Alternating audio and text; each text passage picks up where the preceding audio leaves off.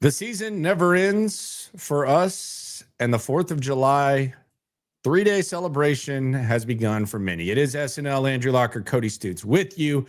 Shout out to everyone that's going to enjoy the off day tomorrow. We will not be off. We might be a little bit more loose because it is the 4th of July, but we will be here with the most explosive things about the Houston Texans. Shout out to Bobtac for sponsoring the video. And shout out to Nick Caley, who's getting a lot of hype. But I'm going to ask this, Cody. Is the Kayley hype getting a little bit too high? Is the love fest with Nick Caley, especially given what we should have, could have, would have learned in the 2 years of Bobby Slowick, is the Nick Caley hype, and I'm a fan, but is it getting a little too out of control when it comes to just the optimism with Nick Caley? In other words, I think maybe a healthy amount of skepticism might be appropriate before we crown another offensive coordinator, not too long after we kind of crowned an offensive coordinator last year before things fell apart. Well, you're probably asking the wrong person. If I'm not the president, I'm the damn vice president of the Nick Caley fan club. I mean, this is a guy whose name I brought up before the Bobby Slowick termination even happened. But I would say that there is a little bit of trepidation. There should be a little bit of skepticism, as you said, about Nick Caley, but it's okay at the same time to be very optimistic that he's going to fix some of the issues that Bobby Slowick had in year two. Nick. And maybe be a lot closer to, hey, it was Bobby's first time doing this job and he had a lot of success the first time around. Where Bobby got in trouble was when the league got a sniff of what he was doing and he couldn't fix it, he couldn't adjust, he couldn't change. Hopefully the league doesn't catch on to Nick Caley as fast as they caught on to Bobby Slowick, and he does have like a little bit of advantage of the unknown, because the only people that know what Nick Caley is going to do for that offense have been working in the building already. We could speculate, we can guess. I believe there's going to be a pretty good influence from New England with a little bit of Sean McVay mixed in there, but we won't know till they start getting on the field in the latter part of this month, August, and ultimately until they start playing games. But optimism certainly okay. You shouldn't be blindly optimistic, though, not after what happened with Bobby a year ago. See, and I think the question is, like, what went wrong with Bobby Slowick? And if you ask me, by the way, I've dug up my favorite interactions with Bobby Slowick. I got 8 of them. I don't know if I'm going to do it tonight on the stream or if I'm going to drop a video individually. It's fascinating to go back and listen to some of the stuff Bobby had to say. But I think what went wrong with Bobby Slowick was, I don't think his experience set him up to be able to deal with what you have to deal with as an offensive coordinator, because he was basically a resource for Kyle Shanahan. He never oversaw a position group, which we kind of brought up. He is kind of a film guy, started out at PFF and all that. So watching tape, taking nugs was there. But when it came to having to be a leader, when it came to having to be a voice, when it came to having to adjust based on what was going on in front of you, instead of having 4 hours in front of some tape, it just didn't feel like Bobby Slowick was equipped. Nick Caley, he's been a position coach in multiple areas. He's also had multiple stops, which I think is somewhat important, because Bobby had only worked in San Francisco the whole time, and I know his dad was obviously a coach before. And he was in Washington too, but it not really doing much. So Bobby Slowick coached offense for one coach. Yes. I think that's probably, to me, that's the absolute biggest difference between the resumes, is Bobby Slowick coached offense for one guy. Yeah. And Nick Caley's got a lot more experience with other guys. Yes. So I do think he's equipped for that. The more so the reason, as far as is the hype too high, is I just want to know, like, what are realistic expectations for Nick Caley? Like, what should we realistically expect from Nick Caley? I would say he's just got to be able to adjust. He's just got to be able to adjust. He's got to not fit stuff square peg round hole, which we heard him mention at his press conference. It's just got to be like, when you have 1st and 10 against Green Bay, and they have and they have 3 timeouts.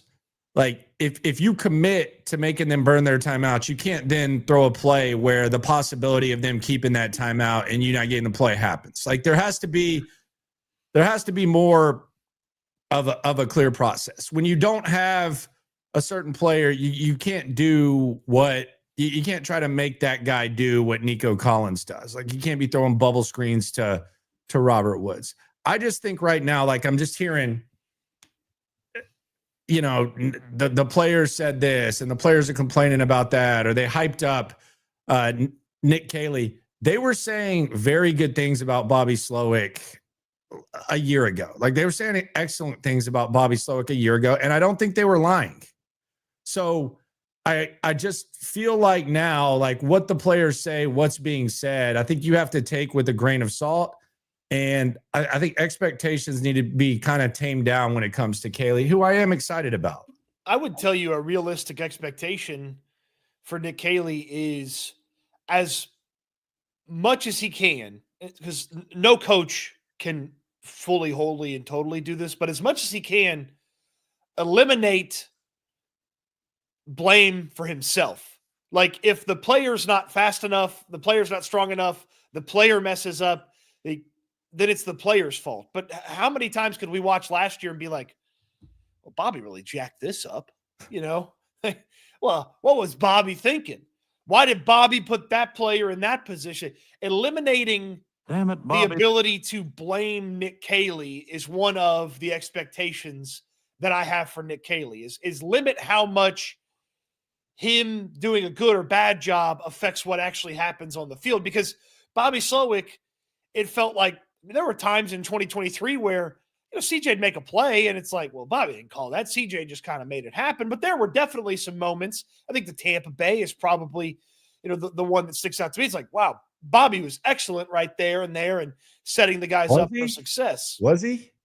That was just a slop fest. But the last drive in Tampa Bay where they hit the sideline and then they call that play, they get Tank open over the middle. I would say Jacksonville, where he dialed up some bombs to Tank. There was a dagger where they could have easily just dialed up. And then Cincinnati, although he canceled it out by going for it on 4th, and they ended up screwing it up. But I thought in Cincinnati he got in his bag a little bit. Tampa Bay was just a free for all where you had no choice but to just air it out. Well, that was a week after they screwed up the Panthers thing and they didn't throw enough. And then he came out and they were throwing on first downs and they were throwing a whole lot more and he did a better job. But 2024, he didn't do a good job at all. Like the stuff that worked didn't show up from week to week. They didn't copy stuff that worked. And they constantly did things that didn't work, like throwing the ball sideways to players that had no business catching the ball sideways. So don't do that if you're Nick Caley. That's one of my big expectations from him is limit how much you screw up and I can blame you instead of just blaming. If you just go out there and you just tell me, you know what? Yeah, Titus Howard's not good enough to play right guard for this team. You know what? Blake Fisher's not good enough to be right tackle. You know, the best offensive mind ever couldn't coach him up. Okay, well, then that's not a Nick Caley problem as much as that was, you know, a Nick Caserio problem because they should have fixed the offensive line. Limit the blame I can place on you is my big expectation for Nick Caley. Yeah, I would say another one of his really good games was perhaps the Cleveland playoff game. The long play to Schultz before the end of the first half kind of comes to mind. That was pretty well drawn up. But yeah, I just think the expectations are really high for Kayley. I understand. I just think it can be getting a little bit out of control just because of the high lows of Bobby Slowick. The Texans have added to the hype. They changed 2 coaches. Yes, they did. They kept everybody else and fired a couple of assistant coaches who had, you know, non-coordinate or non-position coach titles. And the big change they made was they promoted an offensive line coach and they hired Nick Caley. They're saying this guy's going to fix a lot of the stuff that was wrong with last year. Like they've created some of the hype themselves. It's not just us watching it or fans being excited because he's not Bobby. Like their actions have shown us that's part of the reason they believe they're going to be better on offense. And we talked yesterday about, I talked yesterday on the night stream about like who will the Kayley guys be? And I think that's going to be an interesting thing to kind of see, like who will be the Nick Caley guys, because we know D'Amico has his guys on defense. Who will they be? Naturally, you kind of look at guys that they've brought in because he's been, I would think, a part of that process. The dogs, it's going to speak for itself, but I do wonder, like, who are the guys that are going to benefit the most? And I think we start in the slot. I think the slot, and that's something that we've discussed, and we've really kind of been all over as a group, and we've got Caserio on record and Kayley on record about it, that they're going to use the slot a lot. And they brought in Kirk, and they ended up getting Noel. We've kind of pushed Berrios to the side. I don't know how to really talk about Berrios when we start talking about the back end of the depth chart, because I don't know that they even signed Berrios if they already have Noel. Like if they already have Noel, I don't even know that they signed Berrios. But I do think like his guys, the slot guys are the guys that we look at as kind of the guys that are going to be Kayley guys, and where a lot of the strength of this offense, a lot of the focus of this offense is going to be. Yeah, this organization has basically never had a good slot receiver in the history of the team. Like you think back to who's been successful on this team, it's almost always been outside receivers. And I mean, Will Fuller was outside opposite D-Hop. Obviously, Andre was an outside. Like they basically have never had a good slot receiver. And certainly, what a debut Kiki QT had, though, with those 10 catches against the Indianapolis Colts. And then dumbass Bill O'Brien couldn't even find a way to put him on the field for the rest of the time that Kiki QT wore a damn uniform. So, you know, that was maddening. I still to this day believe Kiki QT had more than what the Texans allowed him to show. But so the slot is absolutely a spot that I'd look at. And that's the background and the history from offenses that he was with in New England, and certainly the offenses he was with the past couple of years. They have been able to support and create a healthy slot position to where the player is interchangeable because the offense has the ability to support that position. Because it wasn't always just Puka or Cooper Kupp. It wasn't always just Edelman. You know, they had other guys have success there in New England as well. So the offense having the ability and health to prop up the slot position as a weapon, that's a key to know what Nick Caley's got to bring to the table too. Yeah, not being closed-minded, not just plugging them in and playing them, just moving them around and stuff. I think that's where we start. And then on the offensive line, I think it's kind of clear who the guys are. I mean, it's not hard to follow that with Andrews and Trent Brown. Those are guys that they know. I do wonder what Andrews looks like when he actually has to play football and block. And I mean, I'm not trying to minimize. I mean, it's obviously a thing, you know, that he's going out there with the first team and he's clearly the first team center. But I do wonder what exactly that looks like once he actually has to block guys and handle business. Like that is something that I'll keep an eye on. He's going to have the upper hand. And then I don't know that Trent Brown even plays, but those are two other guys that are clearly their dudes. Is Laken Tomlinson a Nick Caley guy, or is Laken Tomlinson a D'Amico Ryan spy on the offense? Laken Tomlinson is kind of like he's kind of like a mixture of Jimmy Ward and Azeez Al-Shire. But for the offense. For the offense.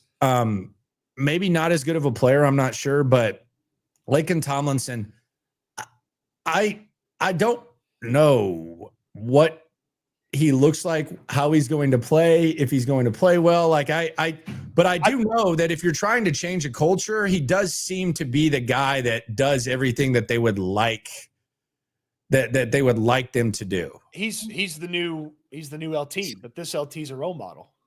You should follow him. Well, and he's not as good of a player. Well, role models sometimes aren't good players. It's funny to me. I did a video on Laken Tomlinson this week. So did I. and Seattle fans. That's what I'm saying. That was Seattle fans were in the comments and they were like, "I'm telling you, this guy sucks." And I was like, "I'm telling you, he can't be worse than Kenyon Green." Yeah, that was my thing. I did the video and I just pulled it from the locker room just because I just think he's fascinating because everybody thinks he sucks, but he's missed one game in 10 years and he started every game since 2017. So, okay, that's weird. It's kind of impressive. Then you listen to him talk. He kind of sounds the part. And then you see the way that he's leading guys on the field. It's like, okay, well, this guy seems to be the leader. Now, that might be a bad thing if he does suck. But sometimes your value, like as a culture guy, like you ever seen like a really, really good player or a really, really good team, and they're like reflecting on their career and they mention, man, this guy really helped me. And it's like a shitty player, but it's like a washed up, but it's like, but he showed me the way, he showed me how to do it and all that. And that it could be that simple with Laken Tomlinson. Like follow this instead of Laramie Tunsil sitting there doing whatever Laramie Tunsil wants to do and just kind of being one of five instead of five together. Yeah, well, the buzzword for Laken Tomlinson was about the guys working hard work. Everybody's been working hard. And it's like, okay, well, that didn't feel like a hardworking crew last year. And so if it feels like a hardworking crew, that's an adjustment. And then it's up to Nick Caley to kind of bring this all in. Is you have offensive background in people and you got film nerds and all this, and they're just saying, hey, the blocking scheme's broken. Like the way that they taught these guys to do this, it doesn't work at the NFL level. Well, Nick Caley, you got to fix that too, by the way. Yeah, and then you kind of look at Trent Brown. It's like this big SOB's just over here looking down and screaming at guys and getting them. It does seem like they've brought in some guys that are just going to kind of, I don't know how good they'll be on the field, but they seem to be getting the message across, whatever message that is with the offensive line. Your guess is as good as mine. Did they bring in a bunch of Mark Ingrams? You're here for culture. Hey, he was the best back on the team. They did him a favor for the Saints too. That was I think that pick finally conveys next year. Did Bobby Slowick catch a stray the other day from a surprising person? We'll talk about that in a sec. But right now I want to talk about good old Bobtac. I love me some Bobtac. And I like local businesses. I'm tired of these big businesses that have basically AI customer service. They have limited availability. I'm tired of them. I don't like them. I don't appreciate them. I think it's bad. And that's why Bobtac has been here in Houston. They've been in the industry. Bobby's been in the industry for 45 years, locally owned and operated since 2016. They got the warehouse in Pasadena. You call the number on the screen, 409-744-8225. You can even text it. They'll be there for you 24/7, whether it's safety supplies, PPE, spill control products, trucking, maritime supply, anything safety, anything trucking. They got you covered. If you work in the chemical plants, local trucking, all that, 24/7, they can get you anything. Call them, text them, check in, or you can go to bobtac.com, pay less, get more, great prices, unmatched, locally owned and operated. So if you work in the chemical plant industry, the trucking, maritime, call Bobtac. Let them take care of you. If you don't like the prices, if you want to know if they can get something, the answer is yes, they can get it for you. And they'll take care of you. 409-744-8225 or bobtac.com. Two things you find with Bobtac that you don't find with some of these big boxes is free local on-site delivery. They'll bring it right to you, and no orders too small or too big for them. You got a big giant site that needs a whole bunch of stuff, they can get it. You got a little small site, you just need a few things, they can take care of you too. You can browse it at bobtac.com. You can browse it. The weather outside right now, Cody. It's frightful. It's beautiful for people who sell fireworks. Little known fact, this is actually lovely for the big firework. It's beautiful. It's the best thing. It's the best thing that you can get. Rain on the 3rd or the 4th is the best thing because the season ends on the 4th at midnight. When it comes to fireworks, it eliminates burn bans. So there's a big part of clientele when it comes to fireworks. This isn't a firework ad. I ran Firework Warehouse for 20 years. So that was always like the summer job and everything like that. So, but it eliminates the burn ban. So the ones who follow the rules, they buy more. The ones who don't follow the rules, those assholes are going to light it up in their car on the way out. So it doesn't matter. It doesn't matter with them. But when it rains, it's actually a really good thing. My guy who owns 4 10,000 square foot warehouses, total knucklehead, Rex Nelson. If you're out there in the Dallas area, tell him I sent you. He'll hook you up for sure. But he He's very happy that it's raining right now. It's a good thing. I did not know that. It sounds counterproductive, but when you lay it out that way, it certainly makes sense. Well, I mean, you can burn them anytime. You just gotta stock them up, man. Middle of the street, whatever. Yeah. Xavier Hutchinson. Make sure you have your safety equipment from Bobtac if you're going to put a lot of fireworks up in the air. Get it done. Get it done. So Xavier Hutchinson was on with Mark and John, and I was a little bit surprised by what he had to say when asked about this new offense. I kind of feel like Bobby's catching some more strays from the folks over there at NRG, but I will let you decide, because I've been accused of being an instigator at times. I will let you decide if Xavier Hutchinson was firing shots at old Bobby. I just think it's going to be something different that, people aren't used to us seeing from us. We're still going to, carry our core principles. We're going to be tough. We're going to be explosive. But I think we're going to have a lot more players in the right places to be able to make the plays.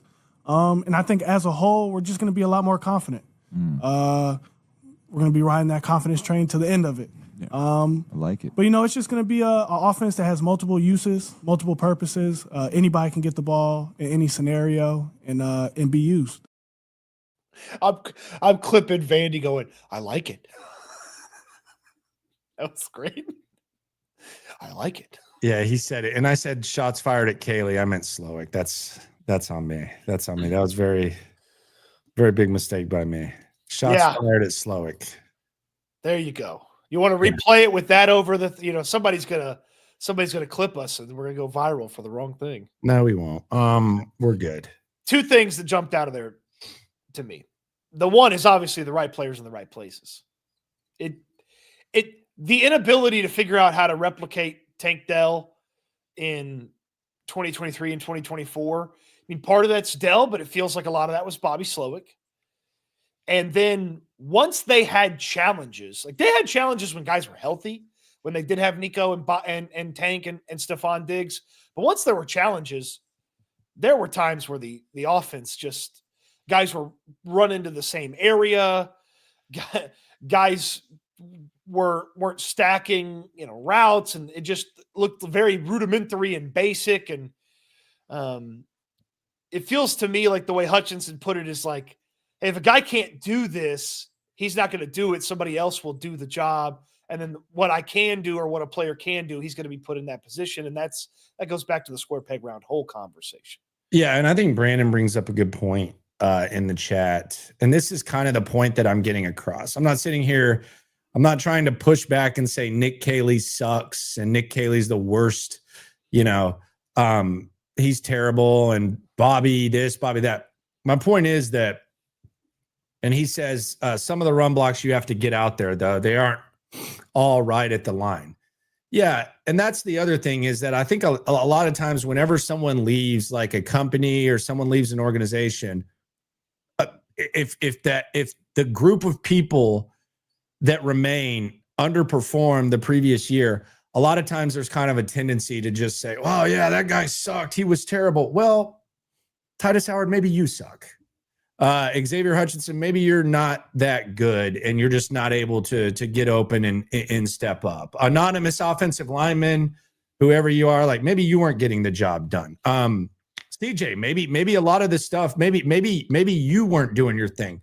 And that's the thing. Like it's easy to dance on Bobby's grave. And we do it a lot because it was kind of a disaster. Damn it, Bobby. But that's really the point I'm making is that it wasn't all Bobby. He was one of the main reasons, and he was one of the reasons. But I don't think all of a sudden John Mechie and Xavier Hutchinson and Titus Howard and Juice Scruggs and some of these other guys that have remained are all of a sudden just going to be awesome players because Bobby Slowick's gone. No, I mean, they've placed their blame with how they've operated as an organization. They swapped out the offensive line. They could have 5 brand new starters on the offensive line this year. And they swapped out the offensive coordinator. The organization laid the blame in the way that they operated and changed things.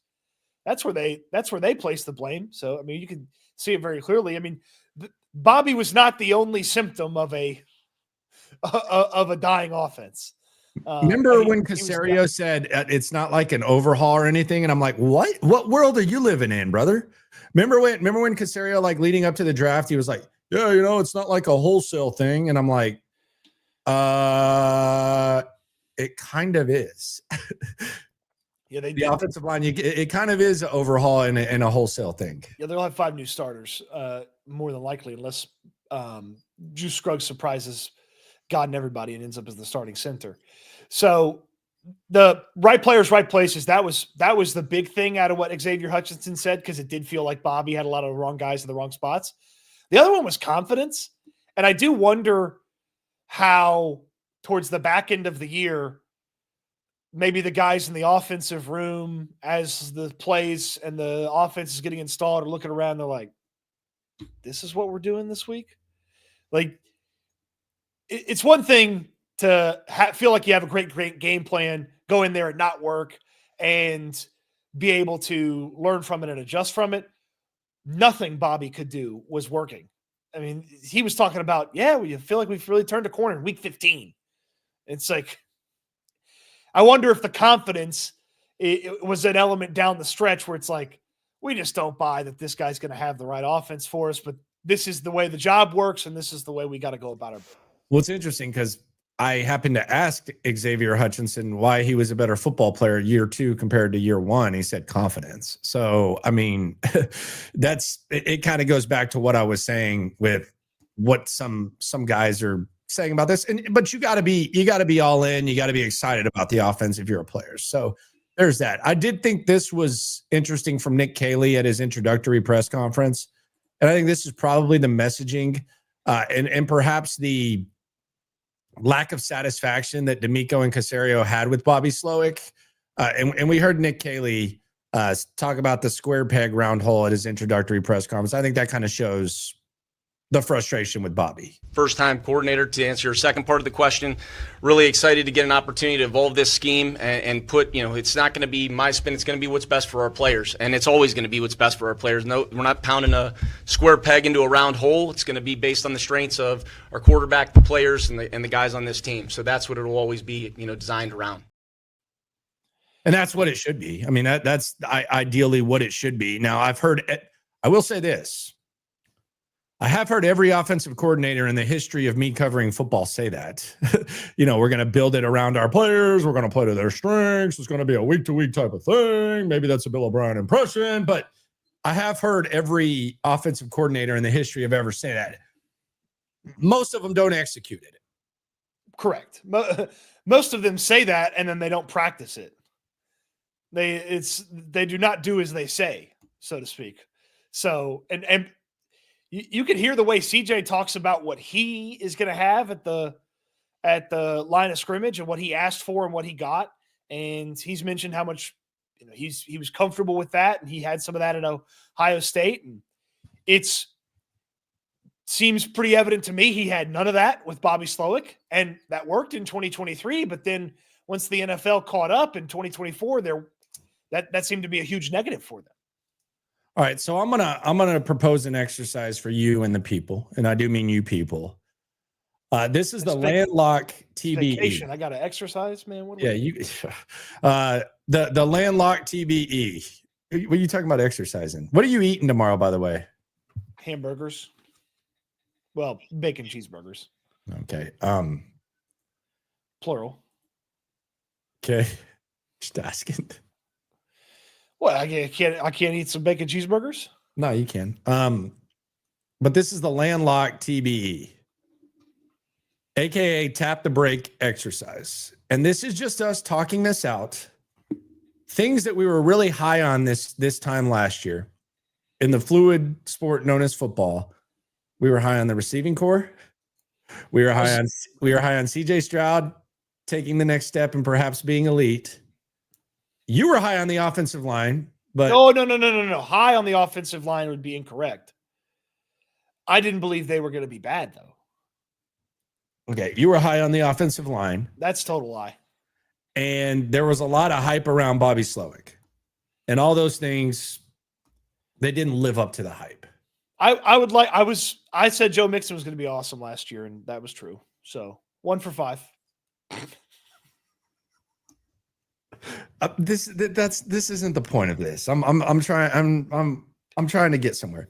Is there anything that maybe we need to take a look at and tap the brakes on heading into this season that maybe we're feeling really, really good about, and maybe we should just tap the brakes a little bit and try to prepare ourselves for the wonderful surprises, sometimes good, sometimes bad, that come with covering football and covering the Houston Texans? I mean, you'd have to tell me. I'm ready to call this a Super Bowl defense. So the brake tapping is going to happen on defense. They're not even going close to the speed limit in a school zone on offense. What's there to get excited about over there? I guess you want to say, okay, I'm going to tap the brakes on Nico Collins a little bit because he gets hurt. But if you're tapping brakes, it's got to be on the defense. But I can't figure out where to tap the brakes. I mean, I'm excited about the linebackers more than most. The one thing that I would maybe keep an eye on, that I think there could be some highs and lows. And I still do think the defense is going to be really good, but even good defenses, they kind of have like highs and lows. Let's keep an eye on the safeties. I like these guys to be able to make plays, and potentially big plays over the course of a game and over the course of seasons. But between CJ Gardner-Johnson and Kalen Bullock, I'm ready to say that they have an elite corner duo and they have an elite edge duo, but I'm kind of tapping the brakes and thinking there might be some lows when it comes to safeties. That's fair. I'm a little worried about their ability to stop the run. Like if some team just turned into a smash mouth team against them, can they consistently stop the run with those defensive tackles?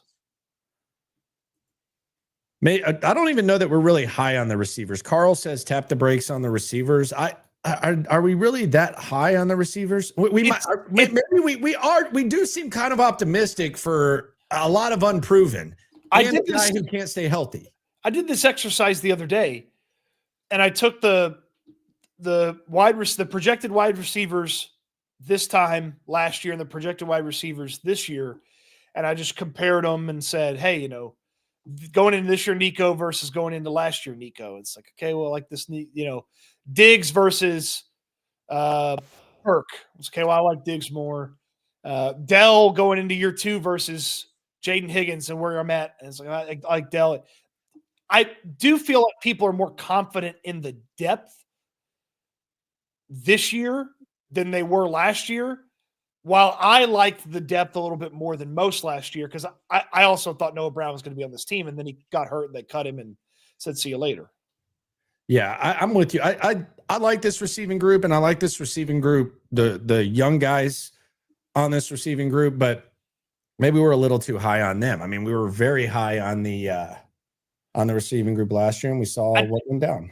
I'd be interested in this. Take a little bit of research, but I'd be interested in how many times a team drafts 2 wide receivers as close as the Texans did, and both those players are like useful players in year 1. You know what? It's a good exercise. I had to do a little bit of work on that. It's a good exercise.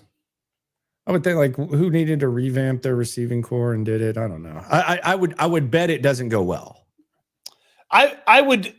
My hope would be, if I was like projecting it for the Texans, my hope would be that they could put together over 1,000 yards combined pretty easily. That'd be my hope. If they don't get 1,000 yards combined, I think you're in trouble. Maybe it depends on what happens with Kirk, I guess. Yeah. Sure. Well, Kirk and Watson determine how important that could be. Yeah. Maybe not. Don't quote me on that. HDAV Traveler on the soup. Shout out to you, my friend. Hopefully you're enjoying your 4th of July weekend if it has kicked off. You ain't never Swarm. Trill Kick X always bringing some nobody's talking about stuff.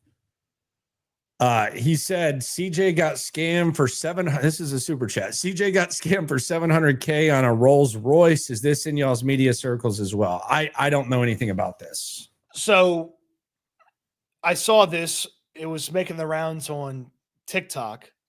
It was a famous YouTuber / social media guy, and he was at it was like a Fanatics party, that Fanatics event a couple weeks ago, and he was talking to he was talking to an athlete. I don't remember who it was, but he was talking to an athlete, and he was like, "Yeah, I'm going to get that guy because that guy scammed me out of a car." And it's like, I bought the car from him and I never got the title, and he got the money, and now I don't have the title or the car. And that guy scammed me. And Stroud was standing there next to him, and he said something to the effect of, "Yeah, he got me too." And the guy was like, "He got you too? Like, what car?" And I guess it was a Rolls Royce. But yeah, there's like this car guy to the stars that's been out there and stolen a bunch of money from some high profile people. Mostly it seems like in the streaming and athletics world. And I guess this one streamer's kind of made it his mission to go and find the guy and get his money back. Well, keep me updated on that. That's interesting to say the very least. $700K, huh? Yeah, I wish I'd paid a little bit more attention, but it also was just like, it felt like the story was kind of hard to follow, and I don't remember who the other athlete was. I think it was a basketball player, and then Stroud was standing right there, and he's like, "Yeah, the guy got me too." That sucks. I wonder if he got all the money, just a little bit. Who knows? And I wonder how that does that person get in touch with your crew and it's like, "Hey, I got access to these cars, like they're hard to get," or I don't know. Yeah. I don't know. It's clearly not what you and I think about, where you walk into a dealership and you're like, let me see that one. Yeah, I kind of thought that would be like pretty well handled. I guess there's like some under the radar type of stuff. So sorry to CJ for getting scammed out of that. Don't know. Yeah. Good for the guy. If he got away with it, good for him, man. It's good business. Good for him. No, he's a scumbag. Screw him. It's good business, man. It's These good guys business. These guys worked hard for their money. Good business, man. Just flee. Go to Mexico or something like that. Chill out. You got your money. You scam the wrong athlete, all of a sudden it'll be some baseball bats to the knees type stuff, How do you do it twice? How do you get like 20 people? Like, this guy apparently has gotten like 20 people. Damn. Don't know. Anyway, y'all are talking about hockey. I don't have a thought on that. Sorry. What about hockey? They're talking about Houston hockey. Don't know. How y'all feel about hockey coming back to the H?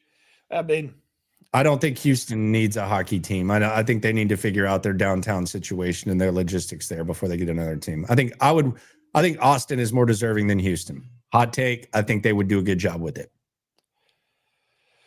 I don't know if it's anything like the way Salt Lake City handled the name thing. It might end up being a disappointing name.